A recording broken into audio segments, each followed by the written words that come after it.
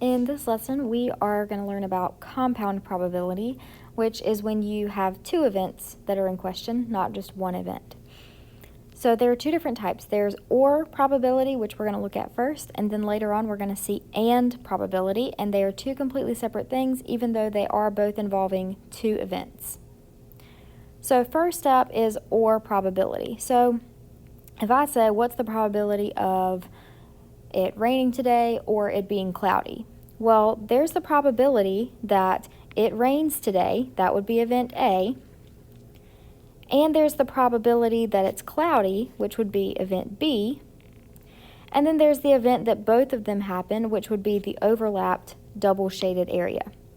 But when I'm saying what's the probability of it being cloudy or it raining, I'm not asking about both of those things happening. I'm asking just about one or the other, but not both of them. So when we're talking about or probability, we're really just adding the probability of it raining plus the probability of it being cloudy, but taking out the probability of both of those things happening at the same time. So or probability is A or B, but not both of them. So we're always going to subtract out the probability of that overlapped area.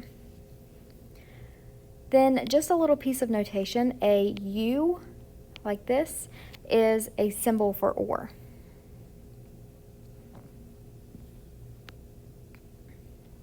Okay, I do want to make a note that in the example I just gave, it can rain and be cloudy at the same time, but it's not always the case that both things can happen at the same time. So what if I said, what's the probability of a tree being alive and a tree being dead? Well, that's not possible. They can't both happen at the same time. So we call that mutually exclusive.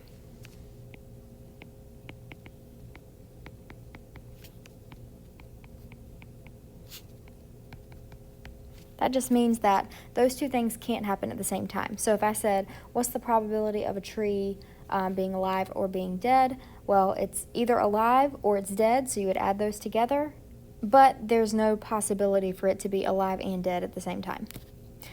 So that probability would be 0. All right, let's go through some examples. With a fair die, that's just a single cube with 6 faces, so just a regular dice, which is the plural of die. Find the probability of rolling a 4 or an even number. So 4 or an even number. Well, we have to think about what's the probability of rolling a 4. Then we have to think about what's the probability of rolling an even. Then we have to subtract the probability of 4 and even. All right, so the probability of rolling a 4 would be 1 out of 6. The probability of rolling an even number, so think about our even numbers. That would be 2, 4, and 6, since we're talking about a die. So that is 3 out of 6. Then we have to subtract the probability of it being 4 and even, which would just be a 4. So that's, again, 1 out of 6. And when we just subtract all of those and add them together, let's see what we get. So I can go ahead and tell you 1/6 minus 1/6, that's going to be 0. So really those two are going to cancel out. We're just going to be left with 3/6. But if you're not super confident with your fractions and you want to double check yourself, you can always use Desmos. So 1 over 6 plus 3 over 6, minus 1 over 6 is 0.5, which is a 50% chance.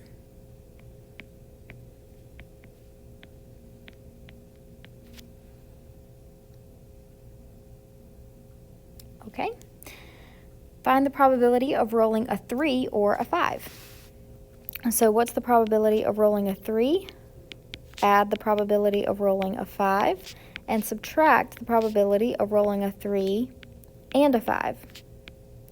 Well, since we're just talking about rolling one time, there's not a possibility of rolling a 3 and a 5 at the same time. That is not possible. But we do have a possibility of rolling a 3. That would be just 1 out of 6.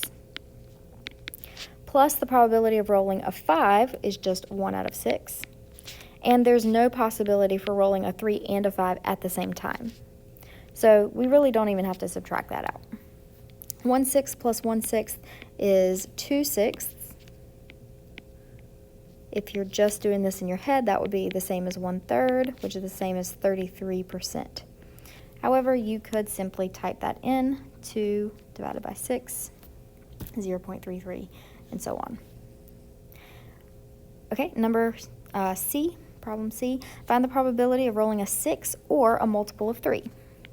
So the probability of a 6 plus the probability of a multiple of 3 minus the probability, I'm just going to write both. All right, so the probability of rolling a 6 would just be rolling a 6 out of those 6 possibilities. That's 1 out of 6. Plus the probability of rolling a multiple of 3. So that would be 3, 6, 9, 12. So really only 3 and 6 are multiples of 3. So that's 2 out of your 6 options. Minus the probability of both. So how many numbers are 3 and are a multiple of 3? So of this list that we had, how many of them are also, how many of them are also a 6? Well, that's just this one. So that's just 1 out of 6. All right, when we see what we get there, again, we would be doing 1/6 minus 1/6, so those would cancel, and we just have 2/6. So 2 out of 6, again, is equal to 1/3, which is 33%.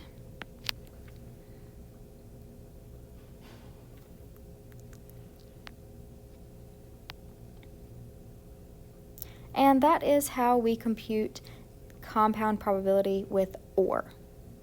Now there's another type called AND.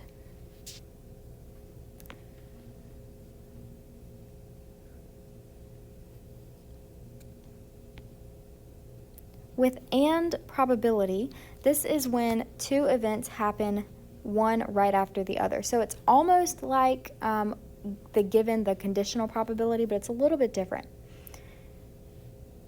Compound probability with AND is found by multiplying the probability of A times the probability of B.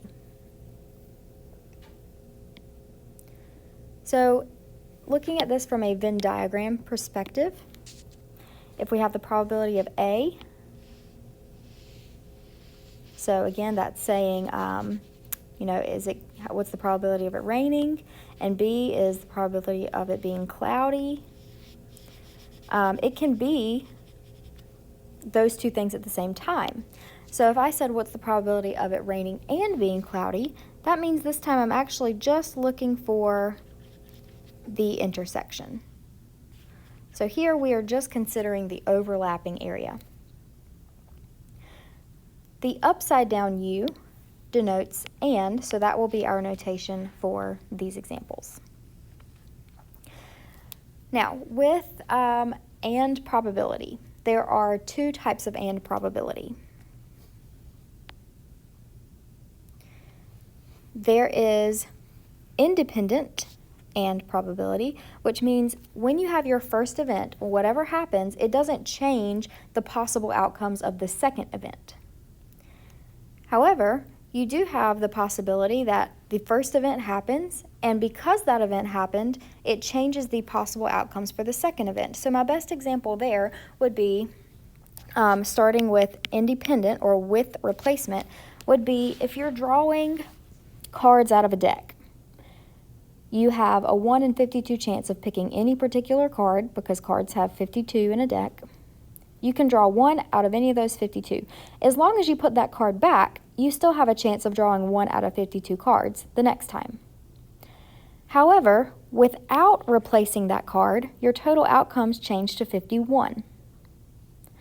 So that's the difference between independent and without replacement probabilities. Let's look at some with replacement. Example 2. You roll a red die and then a blue die. Find the probability of rolling a red 2 and a blue 2.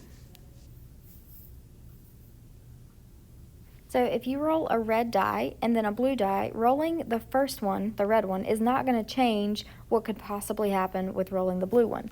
So here, all we are concerned about is rolling a red 2, so the probability of rolling a red 2, times the probability of rolling a blue 2. Those are not dependent on one another at all. Right, so the probability of rolling a red 2, so the first die is red, so the red really doesn't change anything about the outcomes here. Rolling a 2 from a dice, you have a 1 out of 6 chance there. And then rolling a 2 on the blue die, you have a 1 out of 6 chance because there are 6 sides on a die. They're each numbered 1 through 6. The probability of rolling a 2 is just 1 out of those 6 sides. So when you multiply those together, you get a 1 in 36 chance. And we do want to round these to the nearest hundredth.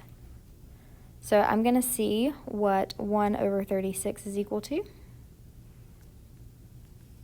And that's 0.027.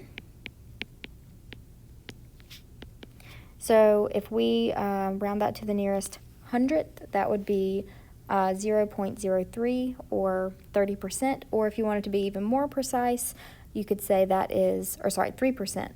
If we want to be more precise, that would be 2.7%. Just depending on how you rounded there. If you rounded to 0.03, then that would be 3%. So depending on how you're told to round, those could be your two potential options. All right, find the probability of rolling a red odd. So let's write that down. A red odd. Oops, I can't seem to get my parentheses right here. There we go. And a blue less than 4. So I'm kind of abbreviating here. A red odd, well, the odd numbers would be 1, 3, and 5, if we're talking about a die. And for the blue, numbers that are less than 4 would be 1, 2, and 3. So our probabilities there would be 3 out of 6 times 3 out of 6. And remember, fractions you multiply straight across. So that would be 9 out of 36, which is the same as 1 out of 4, which is 25%.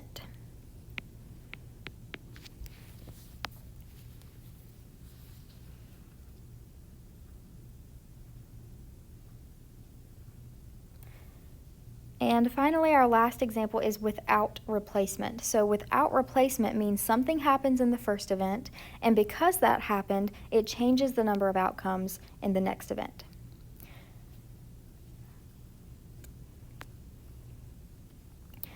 All right, so there are 12 girls and 14 boys in math class. The teacher puts the names of the students in a hat and randomly picks a name, then picks another without replacing the first. What is the probability of picking a boy both times? So the probability of picking a boy the first time and the boy the second time. Well, on the first try, we're still just finding the probability of a boy given that there are 12 girls and 14 boys in this class. So that's a total of 26 students. So the probability of a boy on the first try is 14 boys out of 26 total, or 26 students total. Then we're going to multiply that times the probability of a boy on the second time. Now the second time, if we draw a boy on the first try, or if the teacher draws a boy's name on the first try, then how many boys are left in the hat? Well, if there were 14 and you drew one of them out, then that would be 13 boys left. So 13 boys remain out of how many total students? Well, again, if you took one out of the hat and didn't put it back, now there's only 25 total remaining. So that's what without replacement does. It changes your total outcomes. So all we're going to do is multiply those probabilities together and see what we get. So 14 out of 26, times 13 out of 25. And that gives us 0.28 or 28%. So that's how without replacement works. You just have to think a little bit harder about the probability of that second event.